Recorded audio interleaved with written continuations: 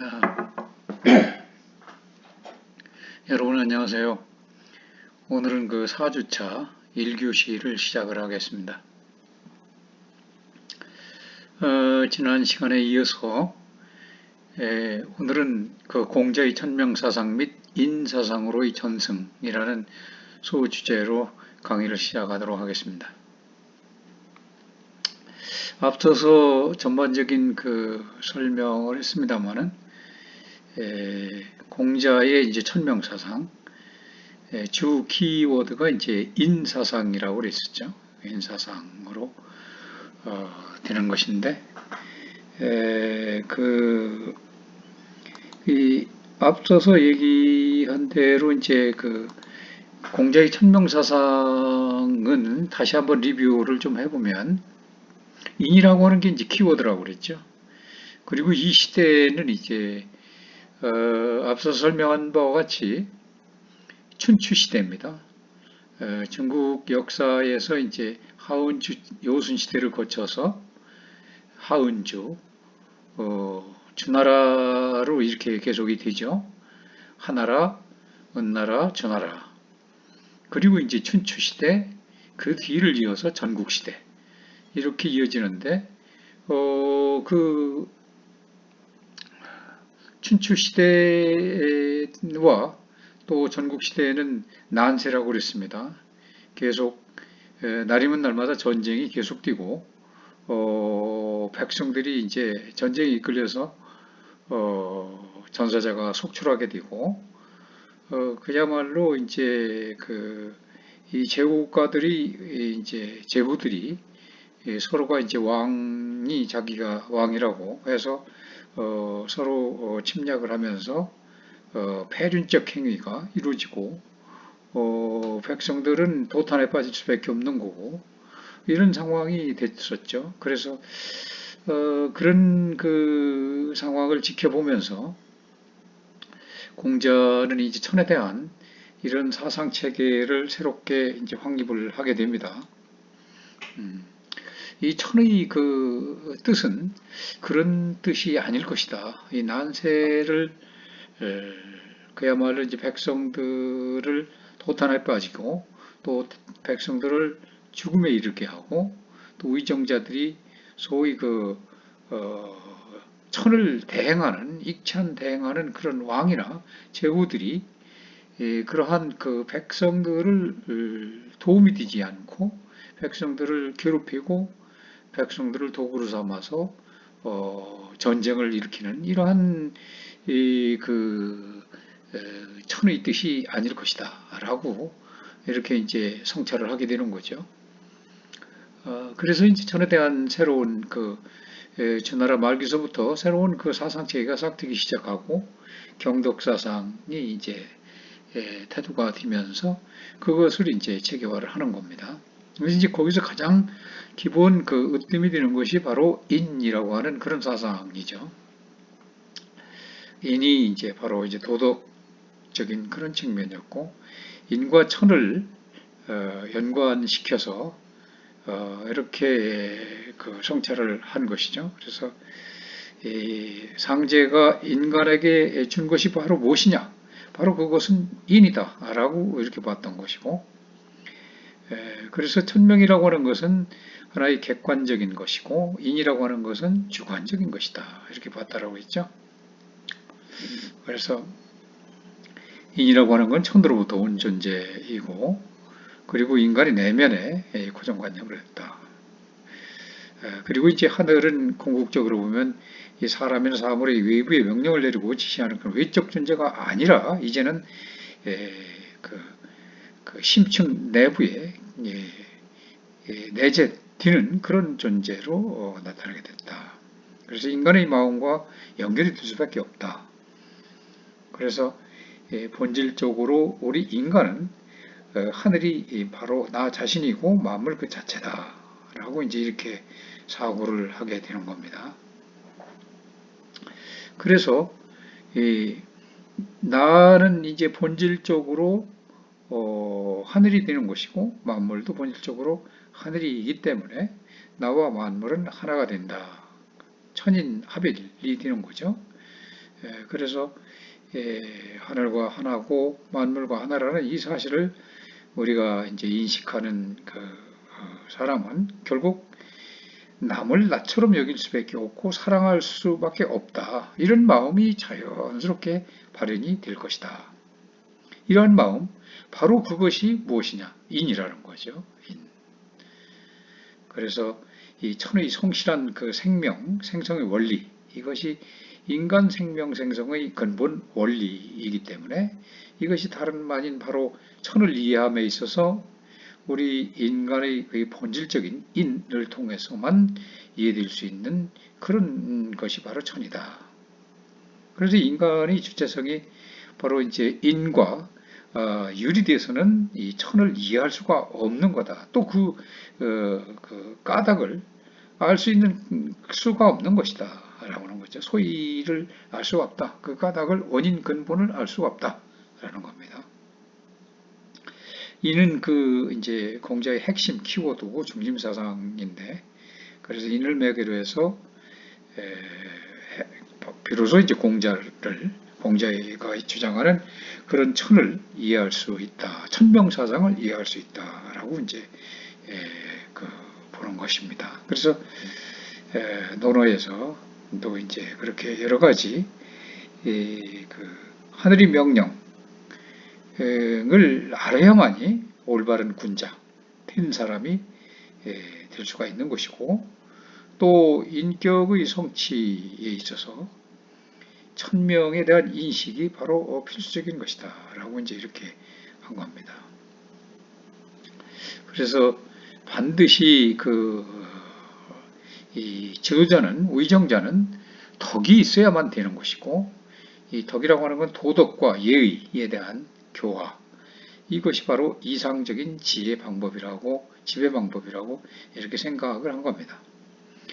거기에 바로 중심에 인이 있는 거죠. 그래서 인에 대한 이 공자의 정의는 많은 제자들과의 그 대화로, 소위 그 논어에서 이제 나타나 있는데, 한 가지로 정의를 한 것이 아니라 여러 가지 다의적 의미로 제자들이 묻는 질의응답 방법으로 그렇게 정의를 하고 있는 겁니다. 대증적 요법식으로.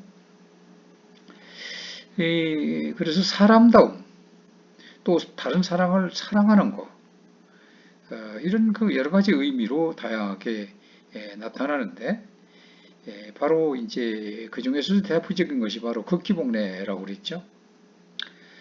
즉 이제 자기 자신을 이기고 예로 돌아간다. 그것 자체가 그 삶이 바로 인이라는 것이다라고 이렇게 이제 대표적인 정의를 볼 수가 있다고 그랬습니다. 이것은 이제 그 인이라고 하는 것이 단순한 어떤 도덕적 규범뿐만 아니라 하나의 그 국가와 사회 질서를 유지시키고 희복시키는 하나의 정치 사상으로 여겼던 그런 이유입니다. 그래서 우리가 이제 여기서 이렇게 강조를 하다 보면 인이라는 것이 이제 이 그리스도교에서 사랑이라고 하는, 또 불교에서 이제 자비라고 하는 그런 개념하고도 이제 비슷한 개념이 아니냐 이렇게 할 수 있지만, 비슷한 면이 물론 있습니다만은 그러나 이제 분명히 다른 것이죠. 그래서 이게 이 부모 형제에 대한 고륙의 애정, 근본적으로 출발하는 것이 부모와 자식 간의 사랑이죠. 그거는 뭐 어찌할 수 없는 고륙적인 겁니다. 고륙의 사랑입니다. 그렇기 때문에 이제 그런 가장 일차적인 그런 그 부모 형제에서부터 출발하는 그런 애정, 그게 바로 이제 효제를 중심으로 하는 거죠. 그래서 그러한 것들로 출발을 해서 결국은 그 영향이 타인에게도 그대로 미친다라는 것이죠. 그래서 모든 사람이 이제 이 인덕, 인과 덕을 지향하고, 인덕을 갖춘 사람만이 정치적으로 높은 지위에 앉아서 인애의 정치를 하게 된다면 결국 사회와 국가의 질서가 바로 세워지고 세계의 질서도 안정을 찾을 수가 있다라고 이렇게 생각을 하게 된 것이죠. 그래서 이제 그 수양을 위해서 우리는 이 부모와 기본적으로 출발선이 부모와 연장자를 공손하게 모시고 그러한 그 효제의 실천을 기본 출발로 하는 것이다. 이렇게 봤던 것입니다. 그래서 이 충이라고 하는 것, 이 충이라고 하는 것이 성심을 중히 여긴다는 거죠. 성심을 중히 여긴다. 옳고 곧은 발로인 신과 서, 용서할 때 서의 그 덕을 존중을 했고 또 그러한 내면성을 중시하면서 바로 전승한 것이 바로 그 같은 그 공자의 문파를 그대로 이어받은 증자였던 것이죠. 그러면서 이제 공자는 그 인 실천에 대해서 앞서 얘기한 대로 극기복예라는 예라는 형식을 밟아서 이제 실천해야 된다라고 강조를 했던 것인데요. 예라고 하는 것이 전통적 관습적 형식이죠. 그러면서 사익규 성격을 갖는 것인데 유교에서 그 전통주의를 존중하는 형식을 바로 존중하는 것이 바로 이러한 점을 나타내는 것입니다. 예라고 하는 그런 형식에 따른다라고 하는 것이 인의 사의성과 객관성이 확실히 나타나게 된다는 것입니다. 이처럼 공자 사상이라고 하는 것이 사회적이며 또 정치적인 그런 인간을 위한 도덕의 중심을 이루고 있다. 그리고 보편성을 보증하는 것이다. 이것은 하늘의 존재로도 생각하고 있었다는 거죠.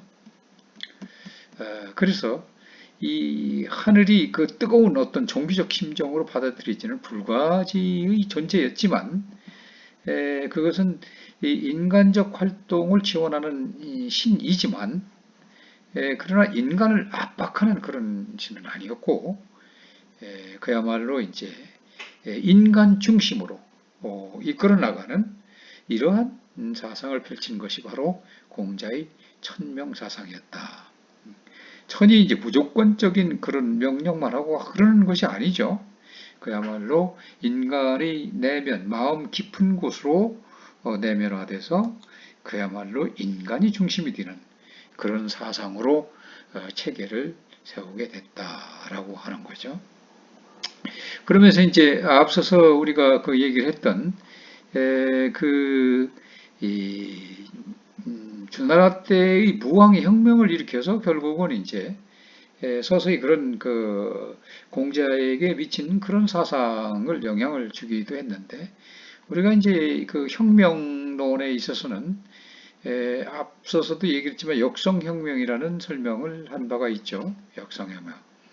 근데 이제 이 혁명론에 있어서 그 맹자는 이제 그 혁명론을 좀 그 이론화해서 체계화를 시켜서 사상 체계를 세웠던 것이죠. 혁명이라고 하는 것은 결국 천명의 변혁을 뜻한다. 이런 의미로 이제 사상을 확립을 합니다. 천지가 변화해서 어느 극단에 달하게 되면 이제 시운이 끝난다는 거죠. 시운이 끝나게 되면은 이제 새로운 시작을 한다는 겁니다. 그래서 이 천지 음양이라고 하는 것이 밤과 낮 그리고 또 천하초동이 바로 한 어떤 단계의 그 시운이 시작돼서 끝나게 되면 다음 단계의 어떤 새로운 시작이 시작된다는 거죠. 봄이 지나면 여름이 오고 여름이 지나면 가을이 오고 가을이 지난다면 겨울이 반드시 오죠. 겨울이 지나서 그렇게 춥고 매혹했던 그런 시절도 어김없이 아무리 춥다고 하더라도 봄이 오기 마련입니다. 꽃 피고 새우는 봄이 오게 되는데 이런 것은 자연의 이치인데 이것은 결국 하나의 그 어떤 이 천지가 변화하고 극단에 이르러서 결국 시운이 하나 단계의 시운이 끝나게 되면 새로운 시작이 계속되는 거다. 이렇게 순환이 되는 것이다. 라고 하는 것. 이것이 바로 이제 천명의 그 의미인데 그것이 바로 변혁이라는 거죠. 그래서 시운이 한번 끝나면 반드시 혁이 있어 새로운 사태로 변한다라는 겁니다. 그래서 천명은 모든 사태에 적용되는 것이기 때문에 인간에 있어서도 예의는 아니다. 그렇게 해서 맹자는 결국 모든 인간사가 천명 아닌 것이 없다. 막비명이다. 라고 이렇게 얘기를 했습니다. 그래서 군자, 소위 딘자는 이 법도에 따라서 행동을 함으로 해서 항상 천명을 기다린다고 했습니다. 그리고 만약 총명과 예지로서 능히 그 성품을 다하는 자가 있다면 하늘은 반드시 그에게 명하여 백성의 그 임금과 스승이 되게 하여서 결국 천의 하늘의 뜻을 대행하게 된다. 그래서 이찬대행이라고 하죠. 천명을 받들어서 그대로 이행을 하고 하는 것이 바로 이찬대행이죠. 이 천의를 대행하는 겁니다. 하늘의 뜻을 대행한다. 그러나 이 반대로 비록 임금이 되었다고 해도 그가 만약 천명을 어기고 민심을 잃게 될 경우에 하늘은 다시 민심에 따라 왕위를 빼앗는다는 것입니다. 천명미상, 바로 그것이죠. 천명은 항상 똑같은 것은 아니다. 덕을 잃으면 이제 그 민심을 잃게 되고 따라서 그러한 덕을 잃은 민심을 잃은 그런 왕을 도와주지는 않는다. 왕위를 뺏는다는 것이죠. 곧 이게 천명사상과 민본사상이 결부된 이유가 혁명사상이라고 볼 수가 있는 겁니다. 혁명론이죠. 그래서 혁명이라는 말은 원래 이 주역에서 나오는 말인데 천지가 변화하여 사계절을 이루는데 탕왕과 무왕이 혁명을 일으키니 하늘이 순하고 만인이 호응하였다.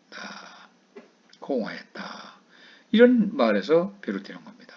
여러분 그 지난 시간들에 그 탕왕이 이제 하나라에서 그 어떤 이 실덕을 했던 그런 왕을 물리치고 은나라를 세웠던 탕왕 그리고 또 은나라의 그 이제 어떤 부패 이 무능 실덕을 해서 결국 그 혁명을 일으켜서 새로운 주나라를 일으켰던 그런 그 무왕이 바로 혁명을 일으킨 장보인들이죠. 이렇게 그 혁명을 일으키니 하늘이 순하고 만인이 호응하였다라고 그 주역에서는 그렇게 이루고 있습니다. 다시 말해서 탕왕과 무왕의 혁명의 역사로부터 기원한다는 것이죠. 탕왕은 하나라의 거리라는 폭군, 거리라는 왕, 이 폭군이죠. 폭군을 토벌하고 새로운 은나라를 세운 그 성군이 되는 사람이 바로 탕왕이었고, 무왕은 앞서서 설명한 대로 은나라의 주라고 하는 그런 폭군, 그런 임금을 물리치고 주나라의 그 천자가 되게 된 거죠. 이렇게 해서 혁명에 이제 성공을 했던 것인데, 그래서 맹자는 요순, 요 임금과 순 임금을 이름하여 요순이라고 하죠. 그래서 요순 시대라고 합니다. 요순 시대는 태평성대 시대를 우리가 이제 일컫는 말인데, 요순 시대를 이어서 하나라, 은나라, 주나라 이렇게 이어졌고 춘추 전국 시대를 지나서 진시황, 진나라, 통일을 하는 진나라 짧은 시간이었지만 그런 시대로 이어져 나가고 있죠. 그래서 요순 시대는 바로 이제 태평성대 시대인데 그 요순은 성품대로 살았고 탕무는 지금 탕왕과 무왕을 얘기하는 겁니다. 탕무는 성품을 돌이켰다고 하였는데 이는 이것은 바로 당시 난세에 타락한 그 인간성을 바로 회복시켰다라고 하는 의미를 담는 것입니다. 즉 인간의 본성을 손으로 규정한 맹자의 입장에서 본다면 이 진정한 혁명이라고 하는 거, 이것은 단순한 이 폭군의 제거 또는 체제의 변형만으로 머무르는 것이 아니다라는 거죠. 바로 뭐냐? 인간성 회복이라는 겁니다. 인간성 회복.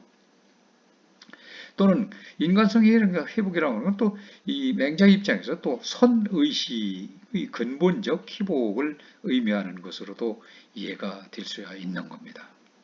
맹자는 그래서 임금을 백성보다도 훨씬 가벼운 존재로 파악을 했는데요. 그 이유도 바로 이런 점에 기인한다고 말할 수가 있는 겁니다. 그래서 이 맹자는 이 탕왕과 무왕이 이 걸 임금, 그 패군, 또 이 주라는 임금을 이제 이 방발한 사실을 놓고 이 제선왕이 신하가 임금을 죽일 수 있습니까? 라고 이렇게 맹자한테 묻습니다. 그래서 그는 잔악한 행위를 한 사람을 필부로 규정하고 이렇게 얘기를 합니다. 잔악한 행위를 한 필부를 죽였다는 소리는 들었어도 임금을 죽였다는 소리는 아직 듣지 못했다라고 이렇게 답변을 하게 됩니다. 곧 맹자는 탕왕과 무왕의 혁명을 정당한 것으로 평가하고 걸 임금과 주 임금을 아주 패군으로서 임금으로 여기지 않았던 겁니다. 이것이 맹자의 그 방벌론, 맹자의 방벌론인데 맹자는 혁명사상과 관련해서 역의 또 변치를 말하고 있습니다. 역이라는 것은 바꿀 역자, 의치, 의자죠. 임금을 이제 바꾼다는 건데 이른바 밑으로부터 혁명에 해당되는 것이 바로 역위라는 겁니다. 밑으로부터 이게 치받아가지고 혁명이 올라가졌다, 이루어졌다 하면 역치라는 것이고, 변치, 변할 변자, 둘치자죠. 그래서 위로부터 혁명이라고 말할 수 있는 것이 바로 변치라는 겁니다. 그래서 예를 들어서 우리가 임금이 커다란 과실이 있을 때는 가내야 하느냐, 아니면 반복해서 가내도 듣지 않으면 할 수 없이 그 임금의 자리를 교체시키는 것이냐 라고 했는데, 이 교체시키는 것이 바로 역의이고, 그리고 제후가 사직보다 가벼운 존재인 바 그가 만약 백성을 괴롭히고 사직을 위태롭게 할 때 할 수 없이 그 자리를 교체시키는데 이것이 변치라는 것입니다. 역의와 변치는 어느 경위를 막론하고 이 간사한 무리가 힘과 계기한 논리로 민심을 교란시키고 풍속을 어지럽히게 해서 나라를 위태롭게 하였을 때는 백성과 사직을 구하기 위한 혁명이 정당화된다는 논리입니다.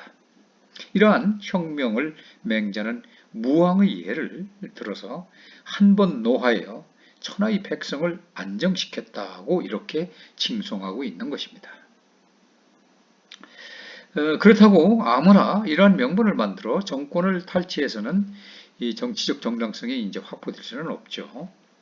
백성의 요구와 정당한 명분 없이 단순한 힘과 조직에 의하여 통치의 자리를 빼앗는다면 이는 곧 찬탈이 될 수밖에 없습니다. 따라서 극도의 혼란 상태가 지속되어서 나라가 위태롭고 이 백성으로부터 절대적 지지를 받는 훌륭한 덕의 소유자라야만이 비로소 가능하다고 맹자는 말하였습니다. 결국 맹자는 모든 정치적 결단은 민심에 의하여 결정된다고 하는 것이었습니다. 우리가 이와 같이 그 맹자의 혁명론을 이제 살펴봤는데요. 우리는 이로부터 우리의 그 역사를 한번 비추어서 생각해 볼 수 있을 겁니다. 바로 여러분들 잘 알다시피 조선시대가 있었죠. 조선시대. 우리나라 역사에는 이제 고려시대에 뒤이어서 그 조선시대가 새롭게 이제 그 창립이 되죠. 1392년입니다. 1392년. 1392년에 고려 말기에 이제 그 어떤 정치적인 그런 혼란이 계속되어 왔었죠. 그래서 이성계 장군이 당시 의아도 희군을 하면서 새로운 왕조를 그 창립을 하게 되는 거죠. 그렇게 하면서 명분을 바로 역성혁명, 지금 그 무왕이 혁명론에서 얘기했던 중국 주나라 때의 무왕이 혁명을 일으켰던 역성혁명, 즉 그 혁명론을 그대로 원용을 한 것입니다.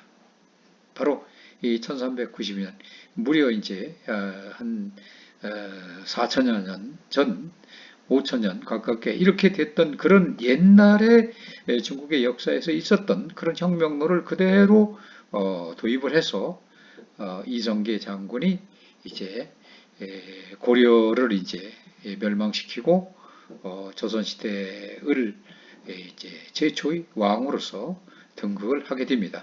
그때 바로 이러한 역성혁명, 바로 역성혁명이라고 한다면은 성을 바꾼다는 거죠. 성을 바꿨다. 즉 고려시대의 왕씨가 이제 조선시대 이씨의 왕으로 변모가 된 것이다. 이것은 단지 어떤 그 사람이 바뀐 그런 것이 아니고, 또한 자기가 어떤 정권에 대한 욕심으로 해서 이 찬탈한 것이 아닌, 이건 하늘의 명령이다, 천명이다. 바로 천명론을 그대로 원용을 시킨 겁니다. 바로 중국 무왕이 역성혁명, 천명론을 그대로 명분을 세웠던 것과 똑같은 논리이죠. 그런 것들을 이제 살펴보면서 우리가 이 천명이라고 하는 것은 그건 하나의 그 우주 자연이 이렇게 어떤 새로운 국면으로 시운이 다하면 새로운 시운이 다시 나타나고 이어지듯이 이런 순환이 이루어지는 그런 과정이다 라고 이렇게 명분을 세웠던 것인데, 그것은 단지 어떤 욕심에 의해서 왕에 대한 어떤 찬탈을 하기 위한 그런 그 왕권욕이 아니라 민심이 이반되고, 당시 고려시대 때도 공민왕이라든지 이런 그 또 이런 그 불교로 해서 여러 가지 그 정치적인, 문화적인, 사상적인 이런 그 혼란기가 있었죠. 물론 중국과의 그런 관계에 있어서도 많은 그 문제들이 이제 그 내재되어 있었고, 이런 것들이 이제 민심을 이반해서 뭔가 좀 이 도탄에 빠져 있는 그런 백성들을 구제하고 새로운 세상이 그 출현하기를 기대하는 그런 그 백성들이 민심에 부응을 해서 호응을 받게 되는 거죠. 그래서 이성계 장군이 이제 그런 백성들이 그 호응을 받아서 혁명의 성공을 일으키게 되는 겁니다. 그와 같이 이 천이라고 하는 그런 개념이 이제 그 도입이 됐던 것인데, 상나라 때, 중국의 상나라 때는 이 종교적, 초월적인, 이 대상적인 실제 이 의미가 완전히 이제 없어지는 거죠. 그래서 그 신본 중심이 아니라 이제는 인간 중심인, 인간의 이성 속에서 스스로 자각을 통해서 인간 도덕이 어떤 근거가 되는 그런 출발이 된 것이죠. 그래서 이제는 신과 인간의 이제 구별이 좀 되는 겁니다. 저는 이제 그 숭배 대상이라기보다는 인간이 우리 자신을 지탱하고 이 책임지는 이 그 내재적 실체 또는 그 본체로 파악을 하게 되는 거죠. 그러니까 우리 인간이기 하기 위한 어떤 그 이 내재적 근거, 연원, 이것을 이제 천으로 본 겁니다. 그렇기 때문에 이제 책임지는 것도 스스로 나한테 온 거죠.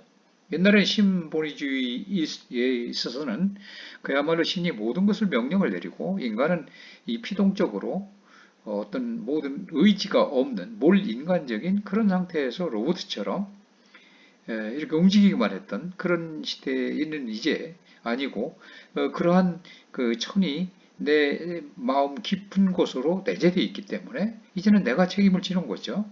이렇게 이제 신과 인간의 이제 구별점이 좀 생기는 겁니다. 그래서 천과 인의 그 생명적 연관성은 기본적으로 토대를 하면서 에, 우리 그 인간의 이제 의식이 새롭게 나타나게 되는 거죠. 그래서 이거는 근본적으로는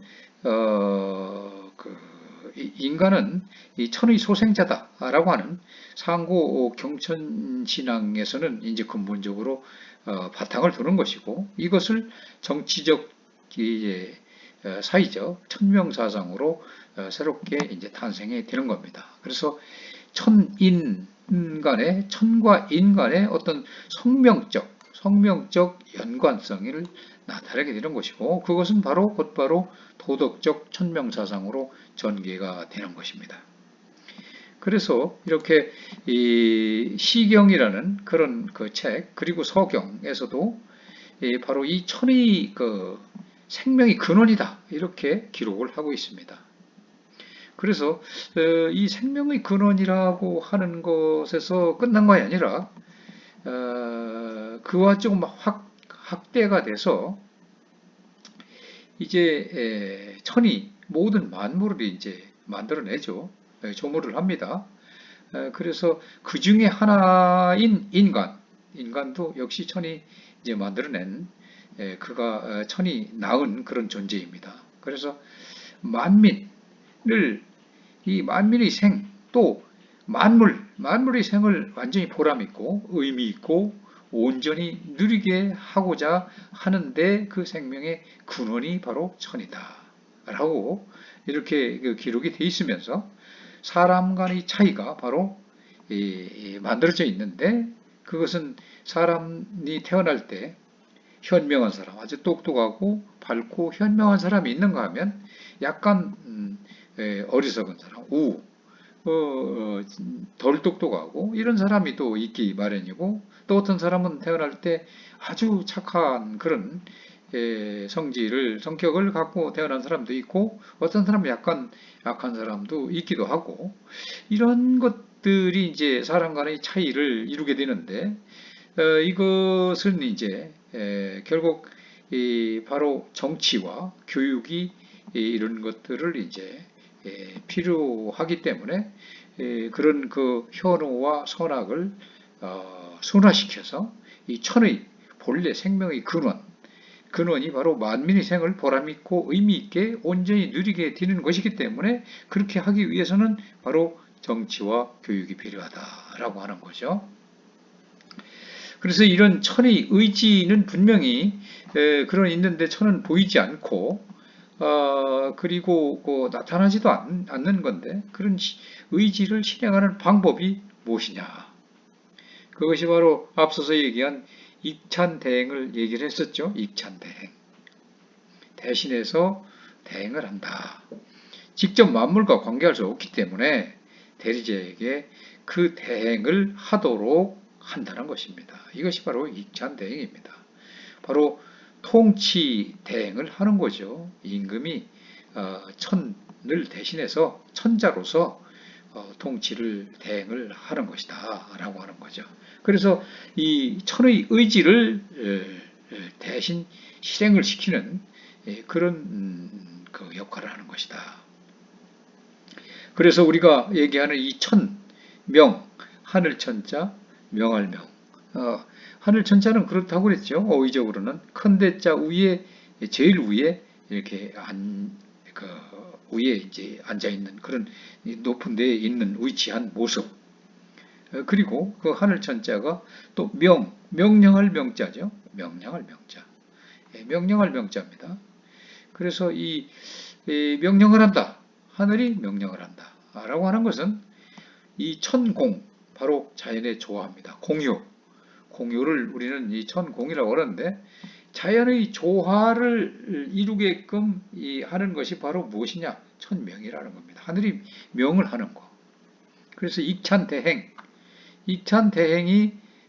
바로 앞서서 얘기한 대로 천자, 왕 보고 이제 천자라고 했죠. 하늘의 아들이다라고 해서 천자라고 하는 것인데, 또는 이제 제왕을 도와가지고 이렇게 대행을 시키는 것이 바로 익찬대행이다. 그러니까 천을 대신하는 거죠. 이게 바로 익찬대행입니다. 그래서 그런 대행을 할 사람은 그야말로 총명하고 덕이 있는 사람, 이런 사람을 원자로 삼아가지고 정치와 교육을 통해서 부단히 계속되는 그런 정치와 교육을 시켜가지고 그래서 군왕을 만든다는 거죠. 그래서 군왕이 결국 천자, 하늘의 아들이 돼서 맏아들로서, 원자로서, 또 만민의 어버이로서, 천의 대양제로서 역할을 할 수가 있는 것이다. 이렇게 얘기를 하는 것이죠. 그래서 천의 대행제라고 하는 것은 천의 뜻을 그대로 집행을 한다는 겁니다. 천의 뜻, 이 뜻의 있자죠. 의지할 때. 이 하늘의 뜻을 그대로 집행을 하는 사람이 누구냐? 천의 대행자죠. 그래서 그것은 바로 천민 화합을 하게 하는. 그러니까 천은 절대로 이 민한테, 백성들한테 못 살게 굴거나 괴롭히거나 이러지는 않는다는 거죠. 화합을 하게끔 하는 것이죠. 그러나 실체적으로 나타나는 존재가 아니기 때문에 바로 천의 대행자, 익찬대행을 한다는 겁니다. 천자를 통해서 천의 뜻을 집행을 하는. 그래서 이 천자라고 하는 것은, 임금이라고 하는 것은 반드시 이런 천민 화합을 시켜야 되는 그런 어떤 책무, 이 책무가 반드시 있다라고 하는 거죠. 반드시 이 천자로서는 이 국민과 천을 화합을 시키는 그런 역할을 반드시 해야만 되는 책임이 있다는 겁니다. 천의 의지와 천의 사업을 대행하는 그런 것이 바로 이제 통치권으로 통치를 하는 것인데, 이러한 사명을 이제 부여받아 가지고 천명으로 결정을 하게 되는 겁니다. 그래서 천명의 결정 기준은 어떻게 되느냐? 천명을 내리는 결정 기준은 결국 그 사람을 천자로 삼을 것이냐 말 것이냐 하는 그런 결정 기준입니다. 바로 치작, 이 리더십을 갖춘 그런 자질이 있는 사람이냐, 다스릴 수 있는 그런 자질이 있는 사람이냐, 아니면 능력이 있는 사람이냐, 이런 것을 얘기하는 것이죠. 그래서 주나라가 앞서서 설명한 대로 하나라의 제후국이었습니다. 하나라의 왕이고 그 밑에 이제 여러 제후국들이 이제 있는 것이죠. 그 중에 하나가 바로 이제 주나라였었는데, 주나라 때의 그 문왕이라는 사람이, 그 아들이 이제 무왕이고, 그 아들 주나라의 무왕이 바로 은나라를 토벌을 한 거죠. 정벌을 해서 주나라를 이제 왕국으로서 이제 통일을 시켰던 그런 조그만 통일이지만 그렇게 됐던 겁니다. 그래서 이 문왕이 명을 받았다 이거죠. 명을 받아가지고, 그래서 덕이 있는 사람이기 때문에 명을 받았다라는 겁니다.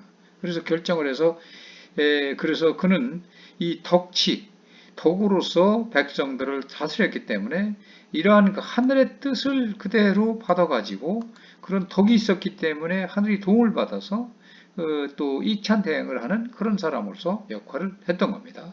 그래서 그의 아들로 하여금, 무왕으로 하여금 이제 은나라를 토벌하고 하늘의 뜻에 따라서 역성혁명, 이 혁명을 일으키게 됐던 것이죠. 그래서 이 정치적인 이 천명사상의 한 형태가 바로 이제 왕위를 어떻게 옮겨지느냐라고 하는 형태로 나타나는데, 선양이라는 게 있죠. 선양은 이제 그야말로 이제 이 자리를, 임금의 자리를 바치는 겁니다. 이렇게 바치는 거고, 이 바치는 것인데, 또 이제 선양이라는 게 있고, 또 계의, 이어서 이렇게 왕위를 이어가는 거. 이런 경우는 이제 왕이 자기 아들한테 왕위를 계승하는 거. 이런 것들을 이제 계위라고 하죠. 역정혁명은 앞서 얘기한 대로 성을 바꾼다. 이 바꿀 역자입니다. 시울 이자도 딥니다만은 바꿀 역자죠. 여기서는. 그래서 성을 바꿨다. 성을 이제 은나라 때의 그런 성씨를 가진 왕, 그런 그 왕이 이제 이 주나라의 왕으로 이제 성씨가 바뀌었다. 이제 이런 것인데, 그것은 성씨만 바뀐 것이 아니라 이 명분, 하늘의 뜻, 또 백성이 도탄에 빠져서 백성들 민심을 이반을 받아가지고 결국 덕이 없는 실덕을 한 그 사람은 그야말로 하늘에서 왕위를 내쫓는 이 그런 명분을 세운 거죠.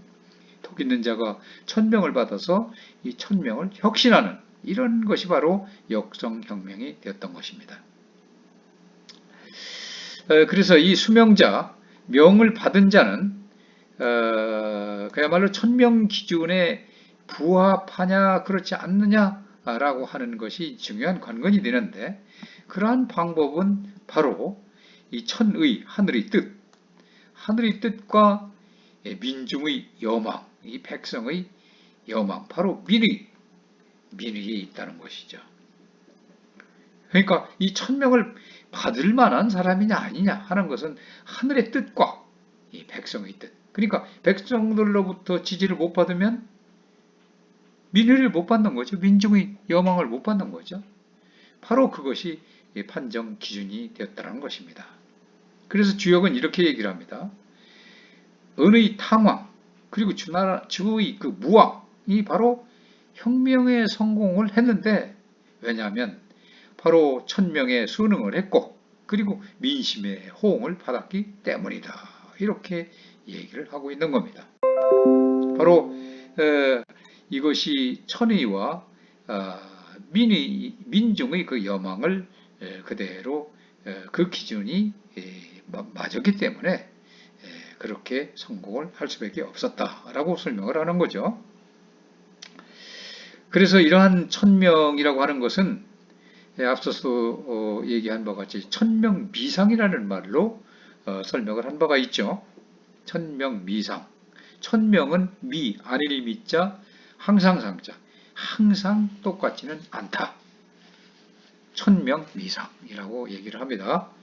그러면 이 천명이라는 것이 왜 항상 똑같지 않느냐? 천명은 오래 보존하고 이렇게 해야만 되는 것인데, 그것은 이 하늘의 뜻이 결국 백성을 잘 보양을 하고, 그리고 교화시키고, 그래서 민의가 그야말로 천의이기 때문에 이 덕치의 그 당위성이 확보되어야 된다는 거죠. 그래서 군왕의 그 여론이 항상 아주 중대한 관심사였을 수밖에 없었던 겁니다. 그래서 이제 사대부에서도 언론 자유를 상당히 이제 주장을 하게 되고 했었던 것인데, 그러나 이게 그것이 이제 덕이 없어지고 여론의 어떤 또 민심의 이반을 받고 하면은 이제 하늘도 내칠 수밖에 없다. 그래서 항상 천명미상이라고 하는 것은 천명이라는 것은 항상 똑같을 수는 없다. 계속 한 사람을 군왕의 자리에 앉히면 그 사람이 계속해서 끝까지 하늘이 보호하사 그렇게 돕지는 않는다라고 하는 거죠. 실덕을 하면 내칠 수밖에 없다. 그걸 내린다는 거죠. 어쨌든 그러한 그 관계 때문에 이제 임금도 항상 국민을 잘 보살피고 교화시키고 이 민의를 살필 수밖에 없었고, 그런 것들이 토대가 돼서 사대부들이 이제 언론 자유를 갖게 되는 것입니다. 이 천명사상은 천생증민사상으로 이제 그 설명을 할 수도 있는데, 이것은 이 천생증민이라고 하는 것은 하늘이 그 백성들을, 모든 백성들을 낳았다라고 하는 사상입니다. 하늘이 만민을 낳았다라는 뜻이죠. 그래서 결국 이제 하늘이 인간의 조상, 인간을 소생시킨 사람이다. 천과 민을 일치시키는 그런 말로서 천민이 이제 화합을 하고, 그리고 그것은 곧 왕이 결정 요인이다. 이렇게 이제 인식을 하게 되는 거죠. 그래서 이 도덕적 천명사상이라고 하는 것이 바로 이제 천의와 민의의 그 소재가 하나라는 거죠. 하늘의 뜻과 백성의 뜻은 결국은 하나다. 그래서 인간 성명, 인간 내부적으로 들어와 있는 인간의 본성적인 그런 성명, 이것의 근원이 어디에 있느냐? 천에 있다는 거죠. 그리고 천에 있기 때문에 이 천이 결국 우리 마음, 인간의 마음속 깊은 곳으로 들어와 있기 때문에 이것이 인간 성명이고, 그것이 바로 일관되어 있는 것이다 라고 이렇게 인식을 하게 된 겁니다. 그것은 곧 백성의 소망과 기대라고 하는 것이 바로 천의에 반영될 수밖에 없는 것이고, 백성이 아우성치고 백성이 도탄에 빠면 결국 하늘이 도와줘야 된다. 하늘에 이제 그런 이제 기대를 걸을 수밖에 없고, 소망과 기대가 온 천의에 매달려 있는 것이죠. 그렇게 해서 천의에 반영될 수밖에 없는 거고, 이 천의라고 하는 것은 결국 백성의 입을 통해서 실현될 수밖에 없고, 따라서 그것은 인간 중심적 세계관의 발로라고 볼 수가 있는 겁니다. 그래서 육아의 천인 일관적 사고라고 하는 것이 결국 천부의 내재적 특성이라고 하는 거죠. 우리가 태어날 때부터 이미 내재적으로 이미 풍부되어 있다. 그것이 무엇이냐? 바로 독성이 풍부되어 있다는 것이죠. 이것이 바로 인간 중심적 세계관이라고 볼 수가 있는 것입니다. 그래서 육아의 인간은 이런 그 천공을 대항할 수 있는 능력과 사명이 있는 유일한 이런 존재가 바로 인간만이 그렇다는 것이죠. 왜냐하면 인간이라고 하는 것은 바로 천의 소생자이고 천이 시조이기 때문에 하늘이 그 역수, 일월과 그야말로 한서, 이런 계절이 철따라 돌아가는 순서, 이런 것을 품수한 존재라는 겁니다. 하늘의 이치가 그대로 인간에 그대로 풍부되어 있다는 것이죠. 이 품수를 받은 그런 존재가 바로 인간이다. 따라서 우주 만유의 그런 존재 원리, 이런 그 우주 만유의 존재 원리, 그리고 인간 도덕의 실천 원리를 본래적으로부터 구유되어 있다, 갖추고 태어났다 라고 하는 겁니다. 인간만이 인격의 존엄을 가질 수 있는 존재라는 것을 얘기를 하는 것입니다. 그야말로 이 우주 만유의 존재 원리, 그리고 이 인간 도덕의 실천 원리를 천부적으로 풍부되어 있다라고 하는 것이죠. 그래서 천공대행을 하고 이 실현하는 그런 자질과 능력을 갖춘 것이 바로 인간인데, 이것은 인간 내면의 도덕적 원리가 이미 풍부되어 있고, 그것은 하늘의 뜻을 구현할 수 있다는 이론적 근거가 되는 것이고, 또 이 백성의 바람과 기대가 결국 그것은 하늘의 뜻을 구체적으로 표현하는 것이라는 그 이설적인 논리 근거가 되는 겁니다. 그래서 이 전개 형태로는 천은 인간 생명의 근원이다. 이게 이제 유가의 천인관인데, 군왕은 항상 천명에 의해서 결정되는 것이고, 바로 이 천은 인간의 규범의 근원자로서 존재하는 것이다 라고 하는 거죠. 그래서 이 규범적 근원자라고 하는 것은 바로 도덕적 천명사상을 얘기를 하는 것이고, 우리가 임금이 천명에 의해서 결정된다라고 하는 것은 바로 이 정치적인 이 천명사상을 나타내는 것이라고 볼 수가 있는 겁니다.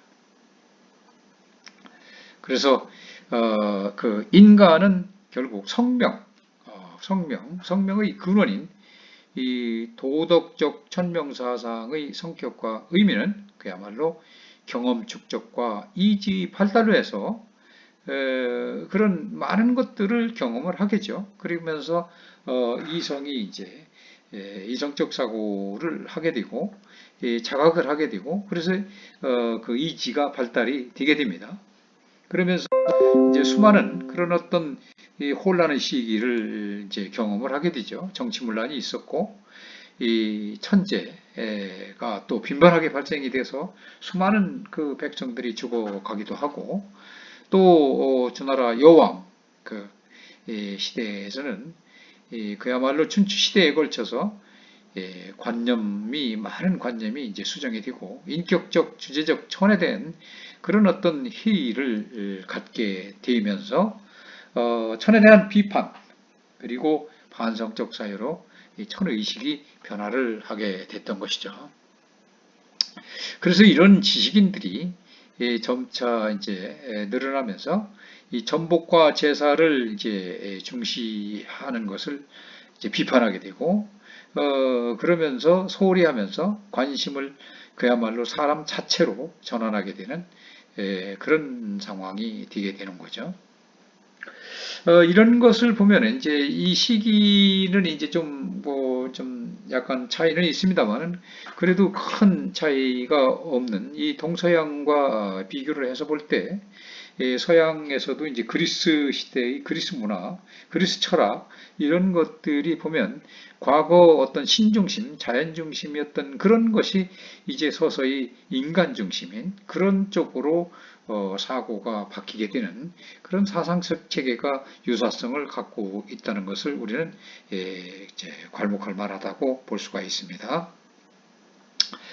소크라테스나 플라톤이나 아리스토텔레스 이런 그 철학자들을 중심으로 해서 완전히 이제 그 자연 중심, 어떤 신 중심 그런 철학 체계가 아니라 이제는 인간 중심, 인본주의, 인문주의가 새롭게 사상 체계를 이제 토대를 마련하고 확대시켜 나가게 되는 유럽의 그런 그 문화 사조가 있는 것이죠. 마찬가지로 우리는 이 동양 쪽에서는 그보다 더 앞선 그런 그 철학적 사조, 이 문화적인 사조가 있었던 것을 여기서 알 수가 있는 겁니다.